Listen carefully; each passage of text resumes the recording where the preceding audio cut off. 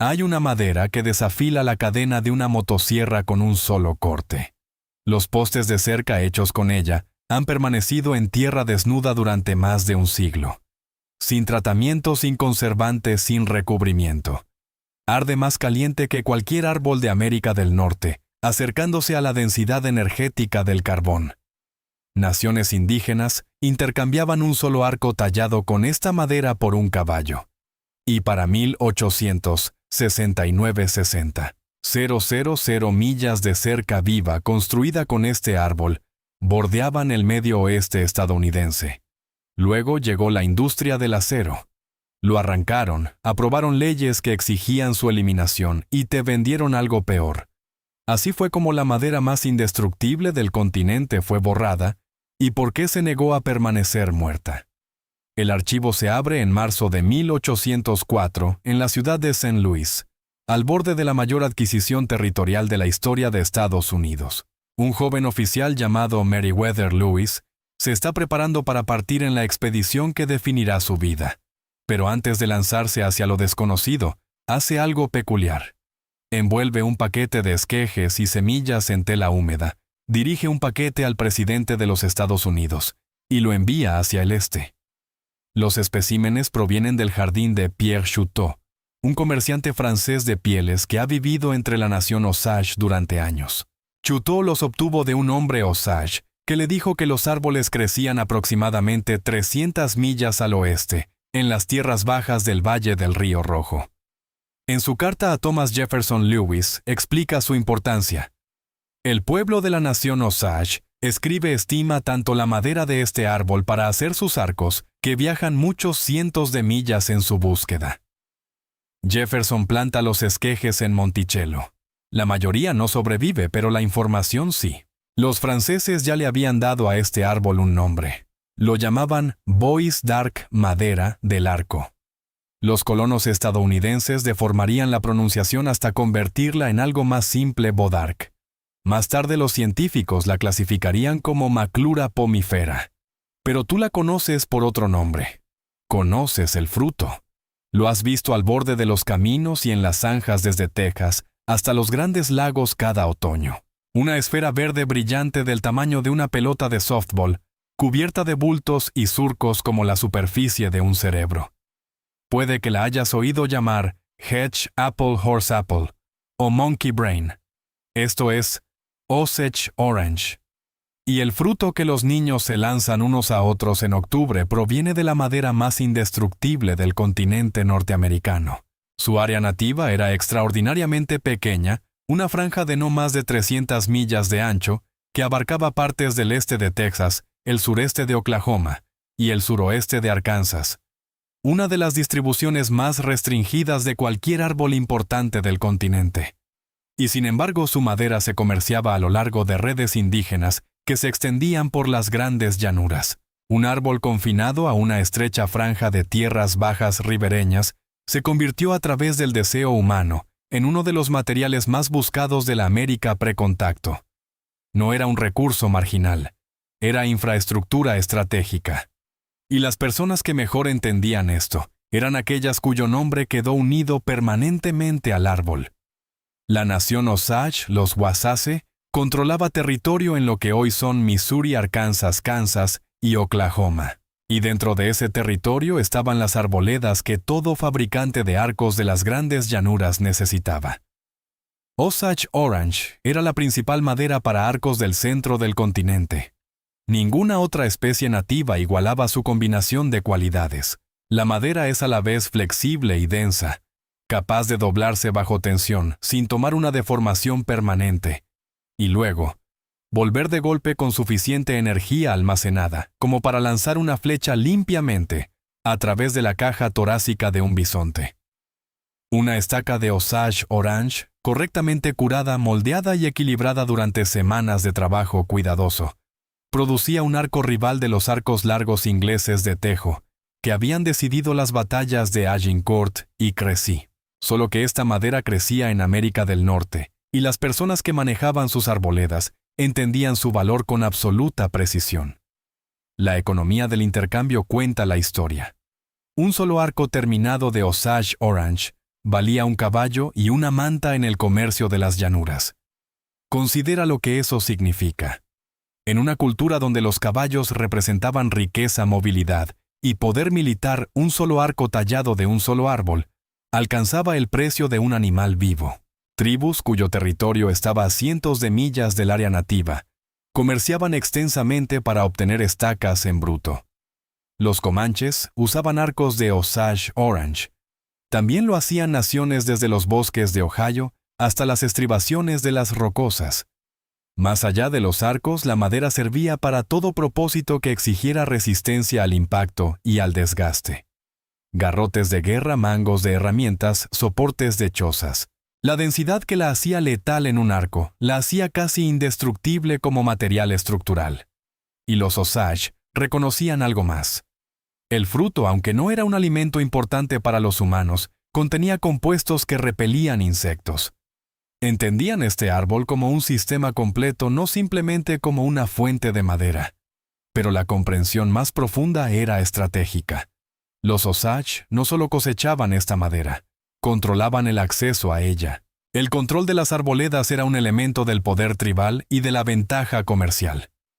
Un árbol vivo que se regeneraba indefinidamente, produciendo un material que ningún producto manufacturado podía igualar, valía más que cualquier cosa con la que una fábrica pudiera reemplazarlo. Nunca necesitaron una fábrica. Tenían el árbol. Pero no serían los Osage quienes extenderían este árbol por un continente. Sería el gobierno de Estados Unidos para un propósito que los Osage nunca imaginaron. En 1910, el Departamento de Agricultura de los Estados Unidos abrió una instalación de investigación en el campus de la Universidad de Wisconsin en Madison. La llamaron Forest Products Laboratory, el primer y único centro de investigación federal, financiado para el uso de la madera en la nación. Su misión era sencilla: probar cada especie de madera comercialmente importante en Estados Unidos y documentar exactamente qué podía hacer cada una. Dureza, resistencia. Flexibilidad, resistencia a la pudrición, producción térmica. Las mediciones llenarían lo que se convirtió en el Wood Handbook, la referencia definitiva publicado por primera vez en 1935 y actualizado continuamente durante casi un siglo. Entre las especies que probaron estaba Osage Orange, y lo que midieron no debería haber sido posible en un solo árbol. El primer descubrimiento fue la durabilidad. Los investigadores colocaron postes de cerca de Osage Orange sin tratar directamente en el suelo. La prueba más dura que puede enfrentar cualquier material de construcción. El contacto con el suelo significa humedad constante, ataque de hongos, presión de insectos, ciclos de congelación y deshielo. El pino sin tratar falla esta prueba en 3 a 5 años. El roble blanco, el estándar estadounidense para la durabilidad en maderas duras, dura de 10 a 15 años. La madera tratada a presión, madera inyectada con conservantes químicos mediante fuerza industrial, está clasificada para 15 a 20 años de contacto con el suelo. Los postes de Osage Orange no se pudrieron. Después de 25 años, los investigadores encontraron casi cero deterioro medible. Dejaron los postes en el suelo.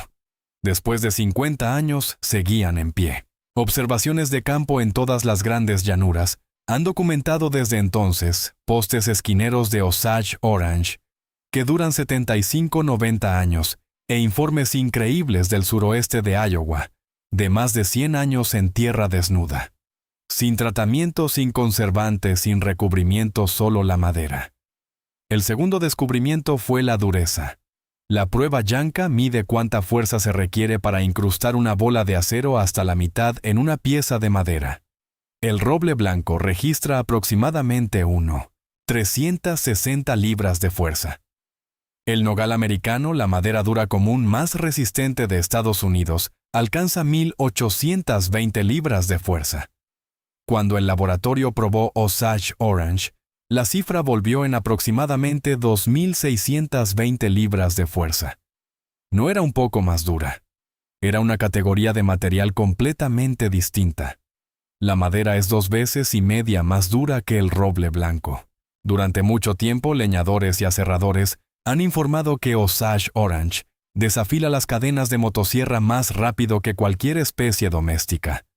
Algunos se negaban a cortarla sin equipo con puntas de carburo. El tercer descubrimiento fue la energía.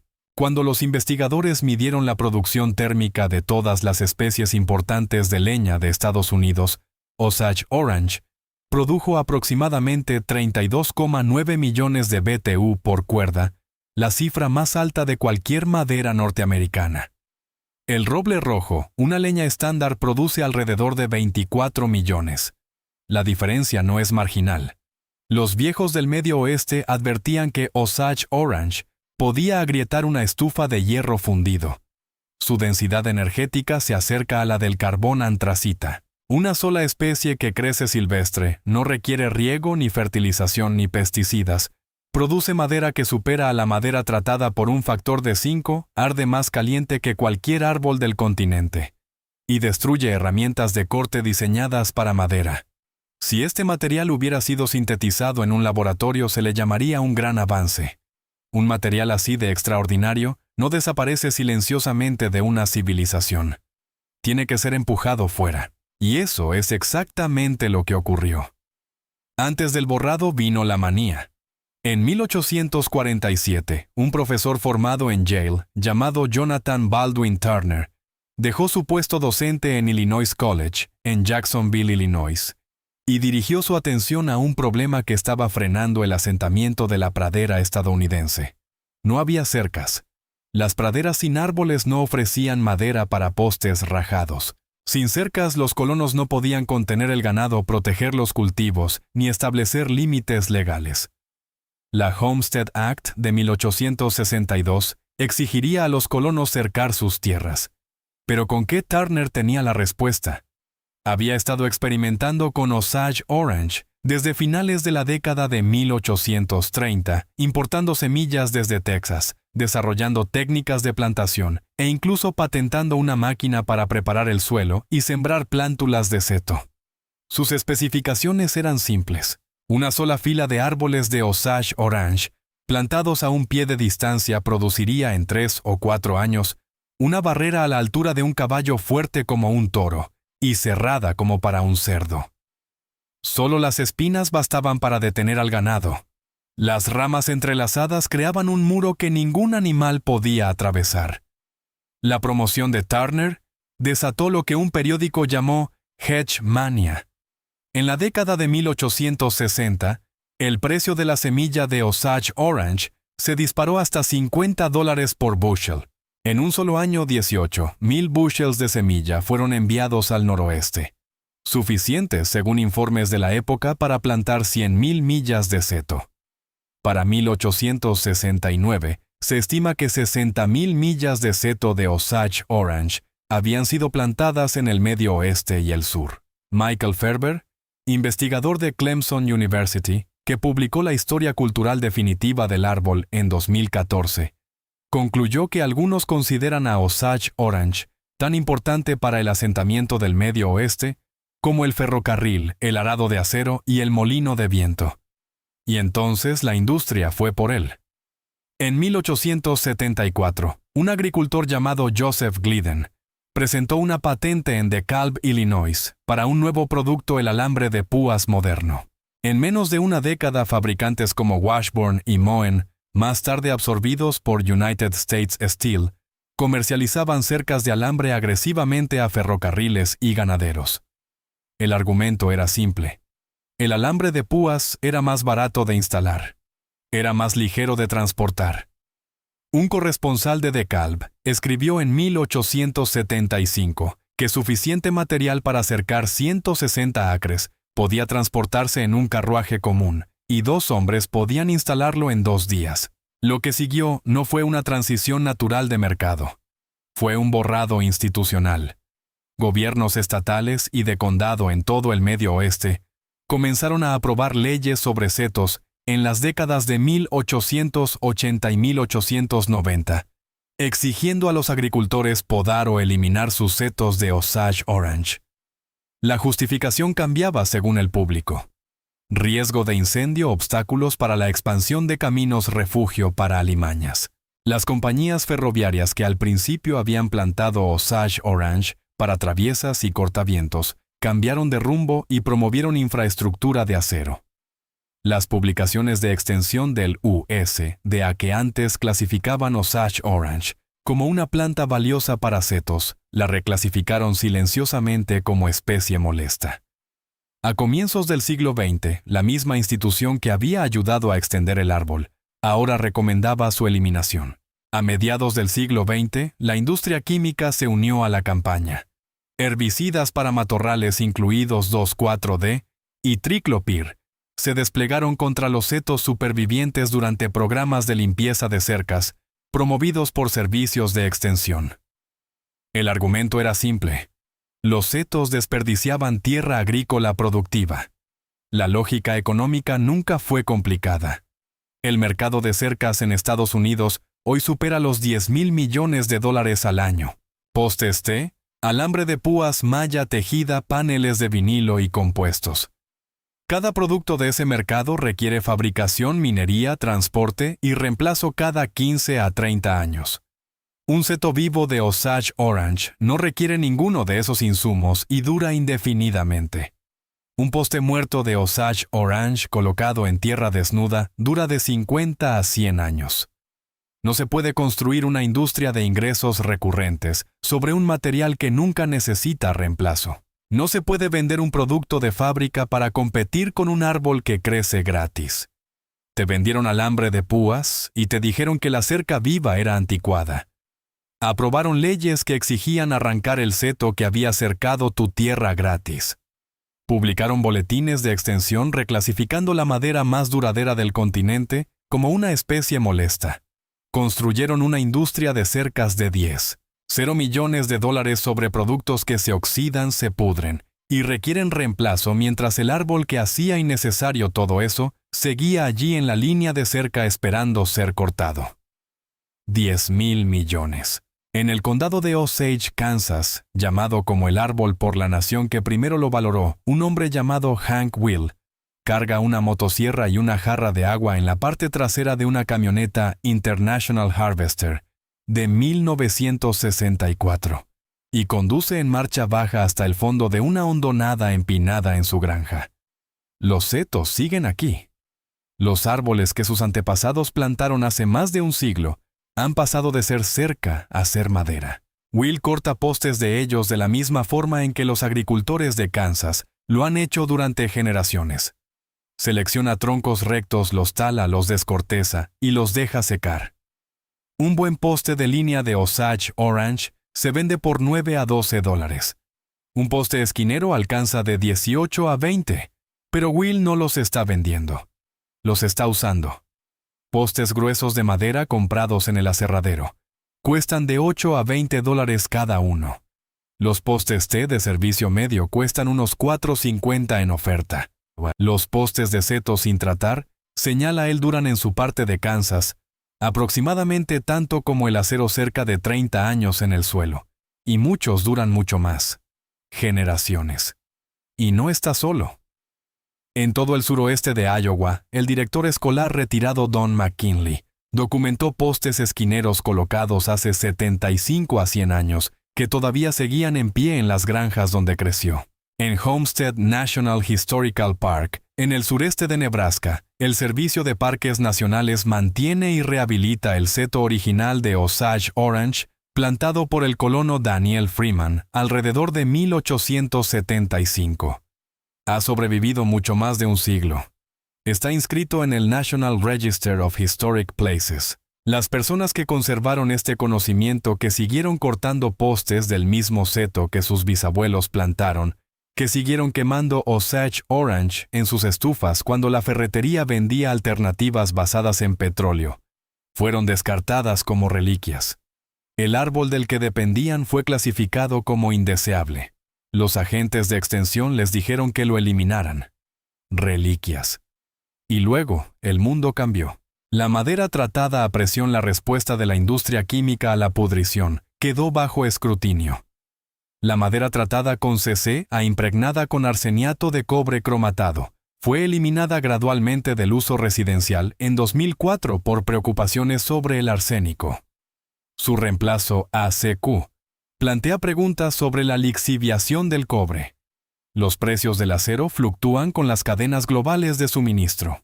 Mientras tanto, los movimientos de permacultura y agroforestería comenzaron a redescubrir lo que los viejos ya sabían.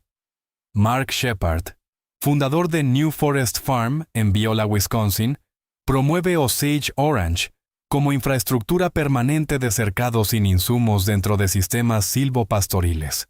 El árbol no requiere fábrica, ni mina, ni cadena de suministro. Michael Ferber, de Clemson University, que pasó años rastreando la historia cultural del árbol, lo resumió así. La historia del país sería muy diferente si no fuera por este árbol. Muy diferente. Las personas que nunca dejaron de usarlo no estaban atrasadas. Estaban adelantadas. Intentaron borrarlo. El árbol no cooperó. Si vives en cualquier lugar desde Texas hasta los Grandes Lagos, casi con toda seguridad has estado a la vista de un árbol de Osage Orange sin saber lo que estabas mirando. El fruto lo delata. De septiembre a noviembre, esas esferas amarillo-verdosas brillantes del tamaño de pelotas de softball y cubiertas de bultos y surcos parecidos a un cerebro, cubren el suelo bajo los árboles hembra, a lo largo de antiguas líneas de cercabordes de caminos y límites de propiedades. Recoge una. Pesa más de lo que esperas. Si la abres, un látex blanco y pegajoso, sale del interior pálido y esponjoso. El olor es ligeramente cítrico, agradable, casi floral. Las ardillas las despedazan por las semillas. Los humanos por lo general no las comen aunque no son tóxicas. El árbol en sí es de tamaño mediano de 30 a 50 pies, al madurar con corteza marrón anaranjada profundamente surcada y una copa extendida. Las ramas llevan espinas afiladas de hasta 1 pulgada de largo. Si cortas una rama viva, la madera recién expuesta es de un amarillo anaranjado sorprendentemente vivo, como nada más en el bosque estadounidense. Con el tiempo se oscurece hasta un marrón rico y profundo. Puedes encontrar la madera. Aserraderos especializados del Medio Oeste la venden como Hedge o Boaz Dark. Anuncios rurales en plataformas de compraventa en Kansas, Missouri, Oklahoma, Iowa e Illinois ofrecen postes para cerca y leña. Si ves leña de Osage Orange a la venta, cómprala. Déjala secar al menos 1 año. Arde más caliente que cualquier madera que hayas usado, así que úsala en estufas clasificadas para maderas duras de alto calor, y no sobrecargues la cámara de combustión. Los viejos no exageran cuando dicen que puede deformar una rejilla. Para postes de cerca, corta descorteza y deja secar. Perfora agujeros guía antes de colocar fijaciones porque la madera rechaza los clavos de acero. Colócalos directamente en el suelo. No necesita tratamiento ni conservante ni recubrimiento. La madera te sobrevivirá. Una palabra de advertencia. La savia lechosa puede irritar la piel. Las espinas son serias, así que usa guantes gruesos y protección ocular cuando manipules ramas. Y la madera destruirá tus herramientas. Usa cadenas y hojas con punta de carburo, o prepárate para afilar constantemente. Una madera que rompe motosierras. Postes que sobreviven a los agricultores que los colocaron. Una cerca viva que nunca necesitó una fábrica, una mina, ni una orden de reemplazo. No fue borrada porque falló. Fue borrada porque funcionaba demasiado bien. Y no puedes construir una industria de ingresos recurrentes sobre un producto que dura para siempre. El árbol sigue aquí. Ha estado esperando. Ahora ya lo sabes. Si este otoño ves una Hedge Apple en el suelo, recógela. Estás sosteniendo la semilla de la madera más indestructible de este continente. Plántala. Así sobrevive este conocimiento. Suscríbete a Raíces Prohibidas para rescatar más conocimientos olvidados.